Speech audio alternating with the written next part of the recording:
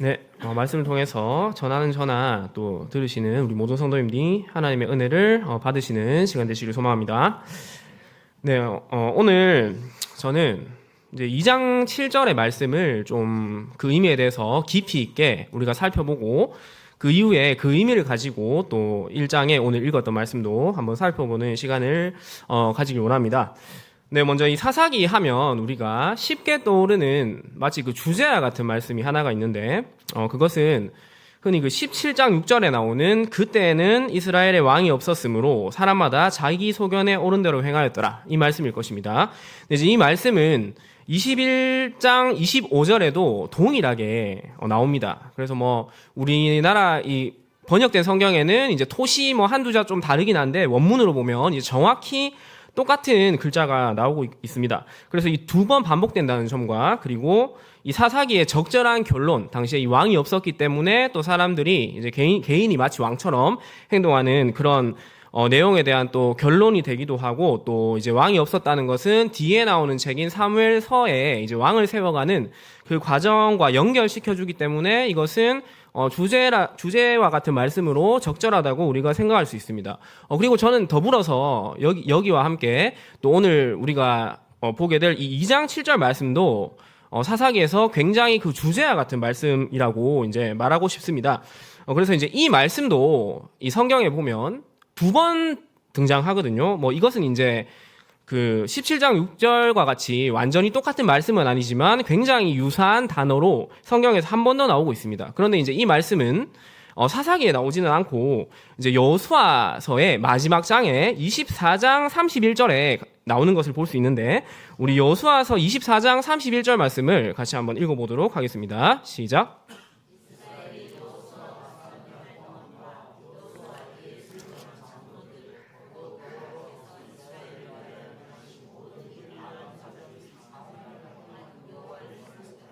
아멘. 여기서 말씀을 잠깐 띄워주시고 제가 이 사사기 2장 7절을 한번 읽어드리겠습니다. 한번 비교해 보시기 바랍니다. 백성이 여호수아가 사는 날 동안과 여호수아 뒤에 생존한 장로들 곧 여호와께서 이스라엘을 위하여 행하신 모든 큰 일을 본 자들이 사는 날 동안에 여호와를 섬겼더라. 아멘. 그래서 여기에서 한 두세 단어 빼고는 거의 이제 동일한 말씀인 것을 우리가 볼 수가 있습니다. 그래서 이 말씀의 차이는 조금 이따가 살펴보기로 하고, 그렇다면 이 사사기의 저자는 이제 이 당시의 독자들이 당연히 여호수아 시대의 그 일을 굉장히 잘 알고 있었을 것이고, 또 여호수아서의 내용도 다 알고 있었을 텐데 왜 구태여 거의 비슷한 표현을 사사기에서 이제 시작과 동시에 나타내는가, 왜 이것을 언급하느냐, 그것을 한번 살펴보기를 원하는데, 이 두 구절은 분명히 유사하긴 하지만 사실 가장 중요한 차이점은 제가 생각할 때 단어가 조금 다른 것보다는 바로 지금 이 나온 그 구절의 위치라고 생각이 됩니다. 그래서 우리가 한번 생각을 해보면 여러분들이 이제 여호수아서를 처음 읽는다고 생각하고 한번 상상해 보세요. 그래서 이제 쭉 여호수아라는 그 한 명의 인물이 이제 중심 인물로 나오고 있고, 또 책이 끝날 때까지 이제 여호수아가 한 그 순종과 또 믿음의 도전들이 나오고 있습니다. 그리고 이제 그가 죽기 직전까지 굉장히 그 성공적으로 이제 하나님의 그 땅 정복의 그 사업을 완수하는 것을 볼 수 있습니다. 그리고 이제 그 상황에서 이 여호수아 24장 31절의 말씀을 우리가 읽는다면 이렇게 생각될 것입니다. 여호수아라는 이 주인공이 나왔는데 그가 처음부터 끝까지 하나님께 온전히 순종해서 결국 자기가 죽을 때까지, 그리고 심지어 자기가 이제 생존했던 나머지 사람들까지도 온전하게 신앙생활을 하고 생을 마감했구나. 그러니까 굉장히 그 해피엔딩과 같은 말씀으로 우리가 상상이 되죠. 그런데 이제 이 동일한 말씀을 이제 오늘 읽은 이 사사기, 이제 사사기가 시작되는 그 상황에서 지금 읽는다고 한번 생각해 보시면 완전히 그 분위기가 다른 그런 느낌을 받을 수 있습니다. 왜냐하면 사사기에서는 이제 주인공이 여호수아가 아닙니다. 여호수아를 대신해서 이제 뒤이어서 일어나는 새로운 세대가 이제 사건의 중심 인물이 될 것인데, 근데 이제 여기 보면 이 표현은 이제 여호수아가 사는 날 동안에만 이스라엘 백성들이 여호와를 잘 섬겼다라고 말하고 있기 때문에 이제 뒤에 나오는 그 세대는 그러면 어떻게 될 것인가, 굉장히 불길한 전조와 같은 그런 느낌을 줄 수가 있는 것입니다. 그래서 같은 구절이지만 이런 어디에 위치해 있느냐에 따라서 또 그것의 이제 담긴 메시지는 다를 수가 있는 것이죠. 그래서 제가 이제 한 가지 예를 하나 들면 2000년대 초에 태조 왕건이라는 KBS의 대하 드라마가 있었습니다. 그때 당시에 이제 시청률이 60%가 육박하는 그런 엄청난 또 대작이었고, 저도 그 초등학교 중학생 시절에 굉장히 흥미있게 그 드라마를 봤던 기억이 있습니다. 그래서 이제 그 드라마는 태조 왕건이 주인공이었죠. 그래서 이 왕건의 일대기를 다루는데, 이제 왕건이 후삼국을 통일해서 결국에는 많은 부인과 또 자녀를 두어서 이제 그 죽는 것으로 끝이 나는 걸 볼 수 있습니다. 그래서 이 왕건이라는 드라마에서는 왕건의 생애에만 관심이 있기 때문에 이제 이러한 왕건이 많은 부인을 두고 또 자식도 많이 가져서 이제 번성하는 것은 굉장히 이제 축복과 같은 해피엔딩과 같은 결말인 것을 알 수 있습니다. 그런데 이 왕건 이후에 이제 시청률이 급감하긴 했는데 바로 이어서 제국의 아침이라는 또 다른 대하 드라마가 이어졌습니다. 그리고 이제 이 드라마는 왕건 사후에 나오는 왕건의 아들들이 이제 고려를 계속 계승하는 그런 이야기가 나오고 있는데, 여기에서는 이제 왕건의 죽음으로 시작해서 오히려 그 앞에서 많은 자녀와 많은 부인이 있었던 것이 굉장히 복이었던 것과 반해서 이 드라마에서는 오히려 이제 부인들이 많기 때문에, 그리고 왕자들이 많기 때문에 이것이 후에 이제 후계자 계승 문제를 비롯해서 고려의 그 전국을 굉장히 불안하게 하는 그런 사건이 되는 것을 볼 수가 있습니다. 그래서 이제 이 사사기에서도 이렇게 요수아가 죽었다는 것을 말하는 것은 바로 이와 같은, 이제는 다른 또 관점으로 이 독자들에게 자신의 메시지를 알리기 위해서인 것 같습니다. 그래서 이제 요수아에서 그의 죽음은 요수아와 그 세대가 끝까지 신실하게 믿음을 긍정적으로 이제 지켜나간 것을 평가한 것으로 우리가 생각할 수 있지만, 사사기에서 요수아가 죽었다는 것은 그의 세대들만 신실한 믿음을 가지고 죽었다는 것, 그래서 다음 세대의 신앙은 단절되었다는 것을 이제 의미할 수 있는 것이죠. 그래서 우리는 오늘은 이런 관점을 가지고 이제 먼저 본문을 보기 전에 그 출애굽 이후에서부터 이 지금 사사기 시대까지 올 때까지의 이스라엘의 각 백성의 세대의 믿음과 또 신앙 개성에 대해서 살펴보길 원합니다. 그래서 이제 저는 편의상 이스라엘의 세대를 한 세 세대로 나눌 것이고, 먼저는 그 모세와 함께 출애굽을 경험한 세대를 광야 세대라고 하겠습니다. 광야에서 이제 대부분의 시간을 보냈었죠. 그리고 다음으로 이제 광야 세대 이후에 일어난 요수아와 그 가나안 땅을 정복한 세대를 정복 세대라고 하겠습니다. 그리고 마지막으로 이제 요수아가 정복을 하고 나서 그 가나안 땅에 본격적으로 정착한 그 다음 세대를 정착 세대, 이렇게 한번 표현해 보겠습니다. 그래서 우리는 먼저 이 세 세대에 대해서 각 세대의 자신들의 믿음을 가지고 한번 평가할 수가 있을 것입니다. 그래서 먼저 이 광야 세대의 그 믿음에 대해서 우리가 평가해 보면 그다지 긍정적으로 평가할 수는 없는 것 같습니다. 왜냐하면 이 세대는 애굽을 탈출할 때부터 계속해서 전례 없는 하나님의 큰 기적들을 경험했습니다. 그리고 이후에도 죽음의 땅인 광야에서 매일매일을 그 하나님의 놀라운 기적적인 공급을 경험합니다. 그럼에도 불구하고 이들은 끝없이 원망과 불평을 합니다. 그래서 이 광야 세대의 이 어떤 백성들의 반응을 민수기 14장 22절에서 잘 보여주고 있는데, 민수기 14장 22절 말씀을 우리 같이 한번 읽어보도록 하겠습니다. 시작.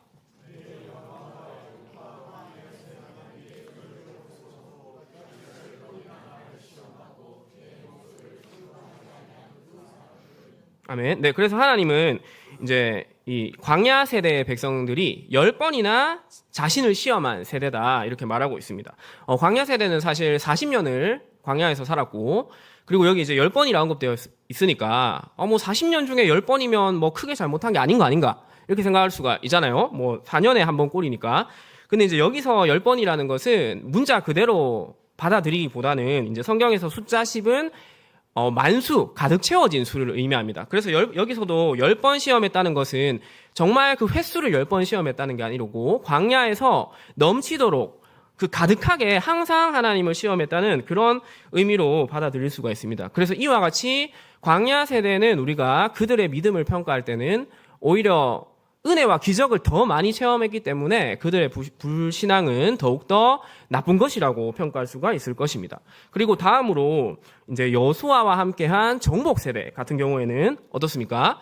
여호수아서를 우리가 잘 보면 알듯이 그들은 철저하게 하나님의 계명에 순종하고 반응하고 그래서 가나안 땅을 정복합니다. 비록 아이성 전투에서 이제 아간의 범죄로 단 한 번의 패배가 있긴 하였지만 그것은 이제 개인의 실수이기도 했고 그 사건을 제외하고는 온전하게 하나님의 약속을 대부분 성취합니다. 그렇기 때문에 이 개인들의 믿음을 봤을 때는 굉장히 믿음이 좋고 또 긍정적으로 평가할 수가 있을 것입니다.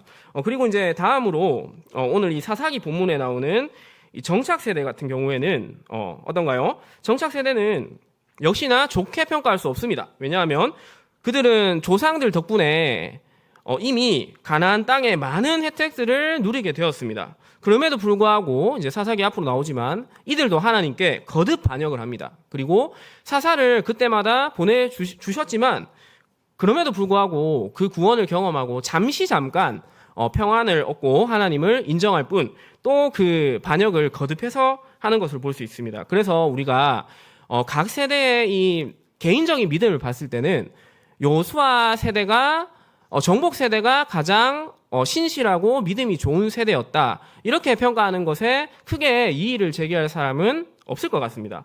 그런데 이제 이것을 저는 관점을 좀 바꿔서 신앙의 계승이라는 관점에서 다시 한번 우리가 살펴보면서 평가하길 원하는데요. 먼저 이 광야 세대를 한번 생각해 봤으면 좋겠습니다. 광야 세대는 아까 앞에서 말했듯이 비록 그들 자신은 실패해서 사막에서 광야에서 비참하게 죽었지만 오히려 자녀들에게 그러한 실패를 대물림하지 않게 하기 위해서 광야에서 그들의 자녀, 그러니까 여호수아 세대죠. 그들에게 철저히 신앙 교육을 한 것을 우리가 볼 수가 있습니다. 그래서 이제 이것에 대해서 신명기 1장 39절 말씀을 같이 한번 읽어보도록 하겠습니다. 시작.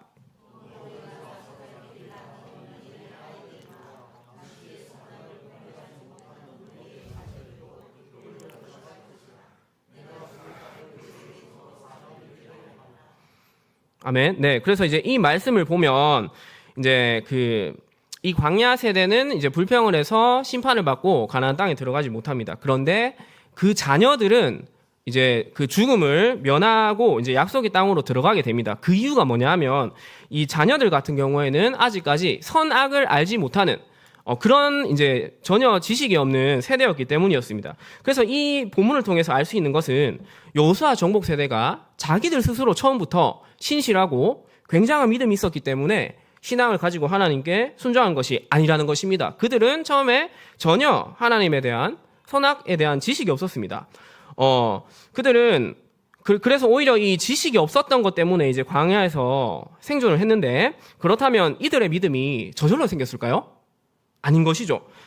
우리는 이제 이들이 출애굽이라든지 여러 가지 하나님의 그 과거의 기적을 경험할 수도 볼 수도 없었던 세대라는 것을 알고 있는데 이들이 어떻게 그것을 알게 되었을까요?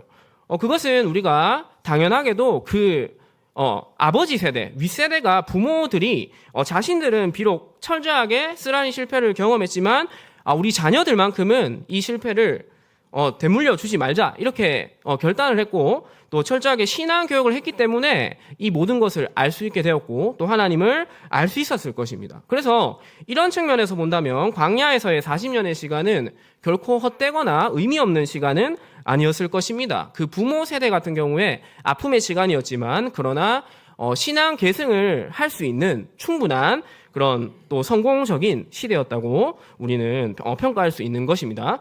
그리고 이제 다음으로 정복 세대, 이 여호수아 세대를 한번 이 신앙 계승이라는 관점에서 보도록 하겠습니다.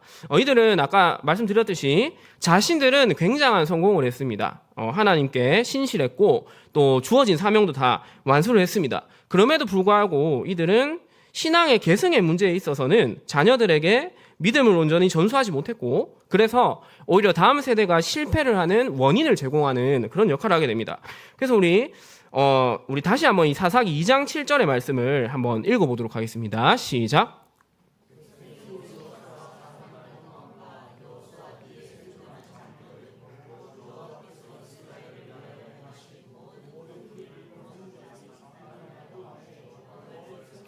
아멘. 네, 그래서 이제 이 말씀에 여호수아와 여호수아 뒤에 생존한 장로들이 살아 있는 동안만 이제 하나님을 잘 섬겼다고 해서 이제 그 뒤에 세대에 어떤 그 믿음이 계승되었다는 것은 이제 살펴볼 수 없는 걸 볼 수 있습니다. 그리고 여기서 잠깐 그 아까 말했던 요수아 24장 31절의 본문과 이 본문의 차이점을 몇 가지 미묘한 것이 있는데 그것을 잠깐 나누면 이렇습니다. 먼저 요수아 24장 31절에는 이스라엘이 요수아가 사는 날 동안 맨 앞에 이렇게 나옵니다. 근데 이제 반면에 사사기 2장 7절에는 백성이라고 나오죠. 그래서 이러한 차이는 제가 생각할 때 이제 이스라엘이라는 단어는 그 하나님과의 언약과 그 관계를 나타내는 좀 더 친근한 표현입니다. 그런데 이제 사사기는 이 백성들에게 이스라엘이라는 단어 대신 그냥 백성이라는 표현을 써서 여호수아 세대를 좀 더 부정적으로 표현하고 있는 것을 볼 수 있습니다. 그리고 이제 두 번째 차이점은 여호수아 24장 31절에는 이제 중간 부분에 있는 이스라엘을 위하여 행하신 모든 일이라고 이렇게 나오는데 사사기 기자는 이제 말씀해 보듯이 모든 일이 아니라 큰 일이라고 하면서 오히려 여호수아 세대가 경험한 하나님의 역사가 더 크다는 것을 부각시키고 있습니다. 그리고 이제 마찬가지로 바로 뒤에 나오는 단어에서 여호수아 24장 31절에서는 모든 큰 일을 아는 자라는 표현을 썼는데 이 사사기에서는 모든 큰 일을 본 자라고 표현이 되어 있습니다. 그래서 이 본 자라는 표현을 통해서 이 여호수아 시대는 사사기 시대와 달리 그 하나님에 대한 지식을 단순히 그냥 아는 것이 아니라 직접 봤다는 것을 이제 직접 경험한 것을 부각시킴으로 인해서 이 여호수아 세대가 훨씬 은혜를 더 많이 받은 그런 세대라는 것을 지적하고 있습니다. 그럼에도 불구하고 이 백성을 표현할 때는 이스라엘이라는 좀 더 신실하고 언약적인 표현이 아니라 단지 그냥 백성이라는 조금 더 중립적인 표현을 쓰면서 이 백성들이 받은 은혜에 비해서 뭔가 지금 제대로 하지 못했다라는 것을 좀 부정적으로 표현하는 것을 볼 수가 있는 것이죠. 그래서 이제 이 말씀을 살펴볼 때 우리는 하나님의 큰 은혜와 역사를 경험했음에도 이 여호수아 세대는 그들이 사는 날 동안에만 여호와를 잘 섬겼습니다. 그리고 이제 사사기는 정착 시대의 실패 이전에 정복 세대의 잘못을 적나라하게 고발하는 것입니다. 이런 관점에서 보면 오히려 광야 세대보다 정복 세대, 여호수아 세대가 그 문제가 더 심각하다는 것을 알 수 있습니다. 왜냐하면 광야 세대는 비록 자신들은 실패했지만 자손들에게 하나님을 전해줬기 때문에 그 하나님 나라가 확장되는 이 하나님의 중요한 그 일의 사명을 감당했던 것입니다. 근데 반면에 여호수아 세대는 자신들은 성공했을지 몰라도 신앙 전수에 실패하면서 좀 더 성경의 거시적인 관점으로 봤을 때 이 하나님 나라의 확장이라는 그 사업을 달성하는 데에는 오히려 심각한 위기를 초래한 굉장히 그 위험한 세대였다는 것을 우리가 알 수 있게 됩니다.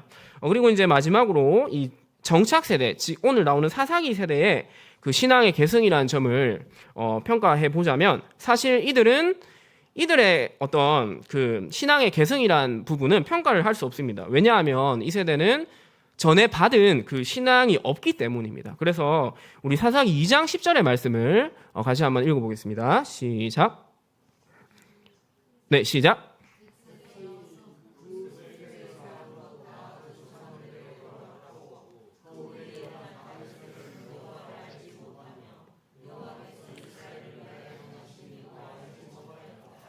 아멘. 네, 그래서 이 말씀을 보면 이제 정착 세대는 여호와와 그분이 행하신 일을 알지 못했다 이렇게 되어 있습니다. 그래서 이 세대는 지금 하나님을 알면서도 자신들이 고의로 불순종한 게 아니라 만약에 또 그랬다면 그들의 죄를 물을 수가 있겠죠. 근데 그게 아니라 본문에서는 이제 배우지 못해서 알지 못했다라고 합니다. 그래서 못 배운 사람에게 어떻게 모른다고 우리가 죄를 물을 수 있겠습니까? 그렇기 때문에 이들은 이제 평가할 수가 없는 것입니다. 그래서 우리는 이 각 세대에 대해서 이 성경을 좀 더 넓은 관점에서 본다면 자신들의 믿음을 온전히 지켰음에도 불구하고 오히려 그 믿음을 다음 세대에 전수하지 못한 여호수아 세대가 하나님 나라를 위협한 가장 그 위험한 아이러니한 그런 세대라는 것을 알 수 있게 됩니다. 그래서 이제 이 사실은 오늘날 우리에게도 굉장히 많은 점을 시사하는 것 같습니다. 우리는 방금 우리가 살펴본 세 가지 세대 가운데 어떤 세대의 이스라엘 백성과 닮아 있을까요? 나의 믿음은 잘 지키려고 하고 또 하나님께 은혜를 구하면서도 나의 자녀의 신앙에는 무관심하지 않는가? 주일학교와 다음 세대를 살려야 된다는 구호에는 공감하면서 정말 나 자신은 관심을 가지고 있는가 이런 것을 점검해 봐야 할 것입니다. 주일학교에서 자녀들이 무엇을 배우고 있는지 또 잘 배우고 있는지 그런 것들을 올바로 점검하고 계십니까? 아니면 예배에 참석한 것으로 내 아이의 신앙이 안전하다는 그런 착각에 머물러 있으십니까?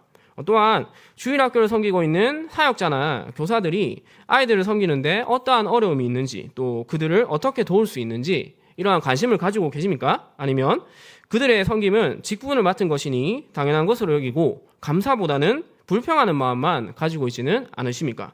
그리고 주일학교의 기도 제목이 무엇인지 우리의 자녀들이 영적으로 변화되기를 함께 중보하면서 간절히 염원하고 계십니까? 아니면 내 자녀의 영적인 성장보다는 교회에서 받는 물질적인 혜택이나 인간적으로 가져주는 관심에만 민감하게 반응하고 있지는 않는지 이런 것들을 살펴봐야 할 것입니다. 그래서 자녀의 신앙에 전혀 관심 없는 부모는 없을 것입니다. 그것은 여호수아 세대도 마찬가지였을 것입니다. 그들도 나름대로 신앙을 전수하기 위해서 많은 노력을 했을 것입니다. 그러나 이제 그들은 가나안 땅에 입성하는 시점에서 영적인 것을 물려주기보다는 어쩌면 이제 얻게 될 그 가나안 땅에서 누려야 될 그 풍족한 땅과 물질적인 것을 물려주는데 더 열심이었을 수도 있습니다. 반면에 광야 세대는 어쩌면 그들이 신앙훈련을 잘할 수 있었던 것은 광야에서는 아무것도 물려줄 게 없습니다. 그렇기 때문에 거기에서 온전히 또 신앙 전수에만 열심히 이제 열심을 낼 수도 있었을 것이라는 겁니다. 그래서 이러한 사실은 오늘날 우리도 지금 물론 좀 힘든 시대가 왔다고 하지만 여전히 굉장히 풍족한 시대에 살고 있기 때문에 이런 여호수아 세대의 이런 평가들은 심각한 경고와 도전을 줄 수가 있습니다. 우리도 여호수아 세대와 같이 될 가능성이 훨씬 큰 그런 조건과 환경에서 지금 살아가고 있기 때문입니다. 그래서 자녀에게 신앙이 가장 중요하다고 말은 하지만 우리가 이 땅에서 좋은 대학 가는 것, 또 좋은 직장 얻는 것, 많은 돈을 버는 것 등 이런 것들을 먼저 걱정하고 또 자녀들에게 이런 것들을 또 말해주고 있다면 우리도 사실 우리 자신의 믿음만 잘 지키고 신앙 전수를 전혀 해주지 못하는 이 여호수아 세대와 같이 될 수도 있다는 것입니다. 그래서 우리는 이런 우리의 신앙도 당연히 잘 계속해서 또 키워 나가야 되지만 또 반면에 다음 세대의 신앙도 내 자녀의 신앙도 철저하게 우리가 또 훈련하면서 또 그렇게 살아가시는 우리 성도님들 되시길 소망합니다. 네, 그래서 이제 이런 배경에서 사사기 1장을 보면 역시나 이 사사기 1장은 그 신앙을 못 물려받은 세대이기 때문에 철저하게 실패하는 그 역사가 각 지파별로 상세하게 나오고 있습니다. 그래서 지난 시간에 제가 가장 강력했던 그 유다 지파와 요셉 지파의 이야기를 살펴봤는데 그들이 비록 땅의 정복과 또 거주민 진멸이라는 형식적인 측면은 이제 지켰으나 그것을 이루는 과정에서 오히려 세상 방법을 따라가고 또 가나안화 되어가고 있다는 것을 보았습니다. 그리고 1장의 이제 후반부에 가면 나머지 중소 지파의 그런 이야기도 나오는데 그것을 간단하게 요약하면 이렇습니다. 나머지 지파들은 땅은 정복합니다. 그런데 거주민들은 완전히 쫓아내지 못함으로 인해서 여기서는 이제 형식적인 측면도 온전히 지키지 못하는 그런 현상이 나오고 있습니다. 그리고 마지막으로 나오는 단이라는 지파가 나오는데 이 지파는 땅도 정복 못해서 오히려 거주민에게 쫓겨나가는 그래서 형식도 아예 완전히 못 지키는 그런 모습을 보게 됩니다. 그래서 이러한 것들을 보면 그리고 사사기 저자의 이런 메시지를 볼 때 지금 모든 지파가 완전히 실패하고 있는데 그러면 사사기는 도대체 무슨 이야기를 우리에게 하려고 하는 것인가? 과연 희망이 있는 책인가? 이렇게 생각할 수도 있는데 그러나 오늘 읽은 본문에서 우리는 한 줄기 희망을 볼 수가 있는 것입니다. 그래서 이 사사기 1장에서 유일한 긍정적인 보고는 온니엘이 갈렙의 유지를 이어받아서 가나안 땅을 정복하는 것입니다. 그래서 우리 13절 말씀, 1장 13절 말씀 우리 같이 한번 읽어보도록 하겠습니다. 시작.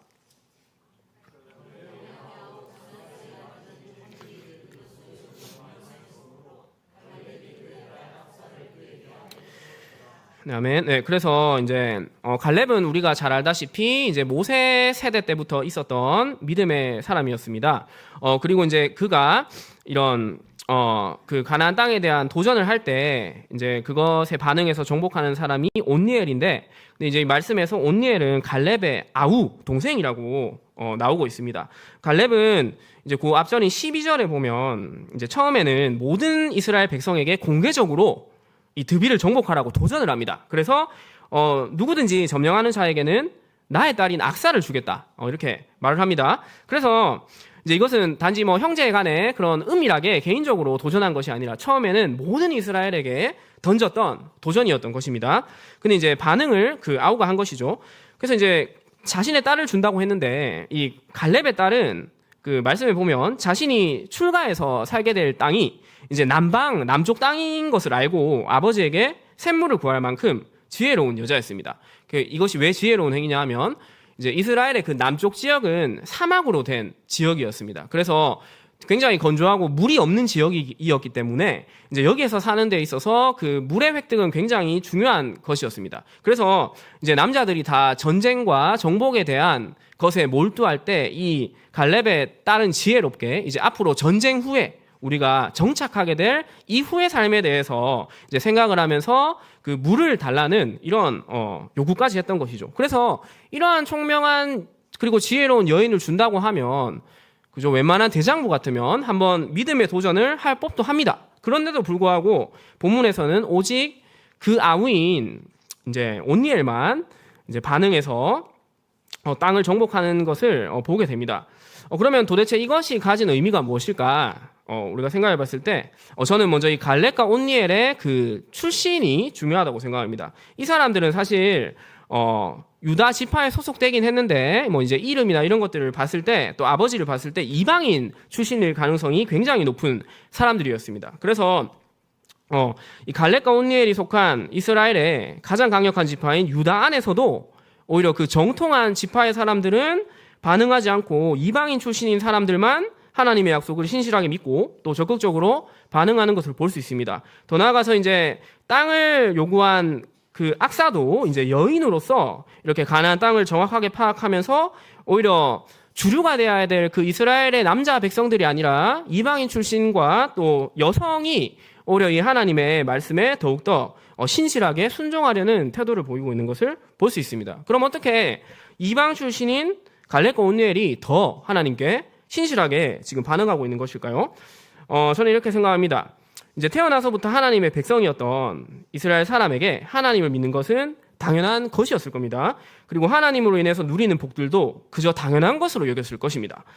그러나 원래 선택받지 못했던 그 갈렙, 이 이방인 출신의 이런 사람들은 자신이 하나님의 백성이 된 것에 대해서 엄청난 감격과 은혜가 있었을 것입니다. 그렇기 때문에 이전에 하나님이 없었던 지난날로 돌아가지 않기 위해서 끊임없이 하나님을 추구하고 또 자신의 신앙을 계승하는 일에도 게으르지 않았을 것입니다. 과거의 그 비참한 하나님을 몰랐을 때의 삶을 되물려 주기 싫었겠죠. 그래서 갈렙은 어쩌면 이 이스라엘이 지금 모두가 하나님과 멀어지고 또 가난화 되어가는 상황에서 자신의 딸이라도 내걸어서라도 하나님께 다시 오길 바라는 그 간절한 마음으로 이러한 땅을 정복하는 그 도전을 했을 수도 있습니다. 그렇지만 갈렙의 기대와는 다르게 결국은 이스라엘 원래 백성들은 아무도 반응을 하지 못했던 것입니다.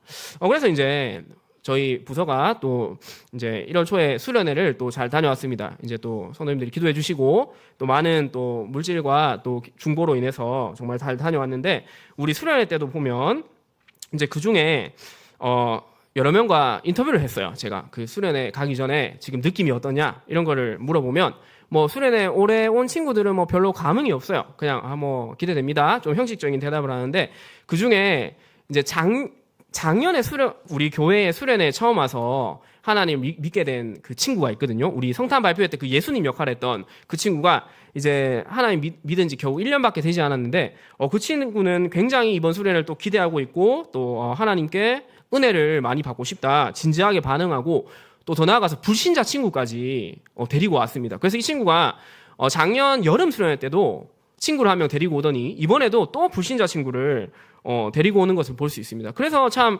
아이러니하게 이렇게 뭐 모태신앙으로 탄탄한 영적 배경에서 신앙생활한 아이들보다 오히려 이렇게 중간에 적극적인 회심을 한 이방인이었다가 이 하나님 백성이 된 것 같은 그런 이제 아이들, 그리고 그런 또 성도님들이 더욱더 이런 신앙에 열심과 열정을 가지는 것을 우리는 곧잘 목격하게 됩니다. 그래서 믿음의 집안에서 이 모태에서부터 신앙생활을 하는 것은 큰 축복입니다.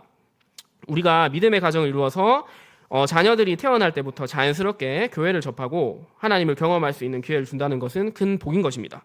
그러나 그것으로 우리가 자녀의 믿음을 가지는데 모든 역할을 다했다고 생각하면 그것은 큰 오산입니다. 한편으로는 이들은 자신의 의사와 상관없이 처음부터 이 믿음의 공동체 안에 소속되었고 또 하나님에 대해서 접하게 되었기 때문에 오히려 진정으로 하나님을 만나지 못하고 형식과 껍데기만 가진 신앙인으로 또 머물러 있을 수도 있다는 것을 명심해야 됩니다. 그래서 내가 믿음 생활을 열심히 하면 자녀에게 자연스럽게 그 믿음이 전달될 것이라는 아니란 생각에서 벗어나서 우리는 이 신앙의 전수를 위해서 힘쓰는 믿음을 계승할 수 있는 그런 세대가 되어야 될 것입니다. 그래서 우리 올해 24년 표가 가지가 담을 넘어도다인데 우리의 이 믿음의 가지가 먼저는 우리의 자녀, 우리의 다음 세대라는 그 담을 먼저 넘어서 또 우리의 신앙이 계속해서 확장될 수 있는 그런 성도님들 되시길 주님의 이름으로 축복합니다.